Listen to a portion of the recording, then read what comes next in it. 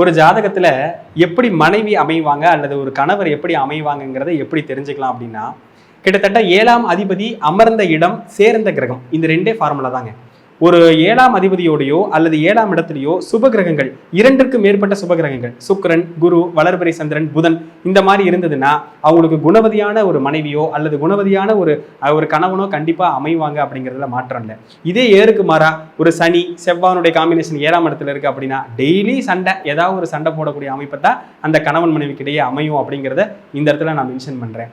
7ஆம் அதிபதி ராகுவோடையோ கேதுவோடையோ ரொம்ப நெருங்கிய பாகைகள்ல சேர்ந்து இருக்கக்கூடாது. ஒரு 8 டிகிரி ஒரு 5 டிகிரிக்குள்ள சேர்ந்து இருக்கு அப்படின்னா அவங்களுக்கு திருமணத்தால ஒரு திருப்தியே ஏற்படாது அப்படின்ற மாதிரியான ஒரு சூழ்நிலை ஏற்பட்டுரும். ஒரு லக்கியஸ்ட் ஒரு மனைவி கிடைக்கணும், இல்ல எனக்கு ஒரு நல்ல கணவர் கிடைக்கணும் அப்படின்னா ஒரு ஜாதகத்துல லக்னத்திலிருந்து 7ஆம் அதிபதி 7ஆம் இடத்திற்கு 5ல, அதாவது லக்னத்துக்கு 11ல அமைஞ்சது அப்படின்னா அவங்களால அவங்களுக்கு லாபம் ஏற்படும், வரக்கூடிய வரனால அவங்களுக்கு லாபம் ஏற்படும் அப்படிங்கிறத இதுல கண்டிப்பா சொல்ல முடியும்.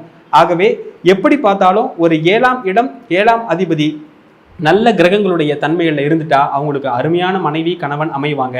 கெட்ட கிரகங்கள் சூழ இருந்தது அப்படின்னாக்கா தாரதோஷ அமைப்பு அப்படிங்கிற அடிப்படையில அவங்களுக்கு கடுமையான ஒரு கெடுபலங்களையும், மனைவியால திருப்தி இல்லை, எல்லா பிரச்சனையும் மனைவியால அல்லது கணவனால தான் வருது அப்படிங்கிற ஒரு நிர்பந்தமும் அந்த ஜாதகருக்கு ஏற்படும். நன்றி.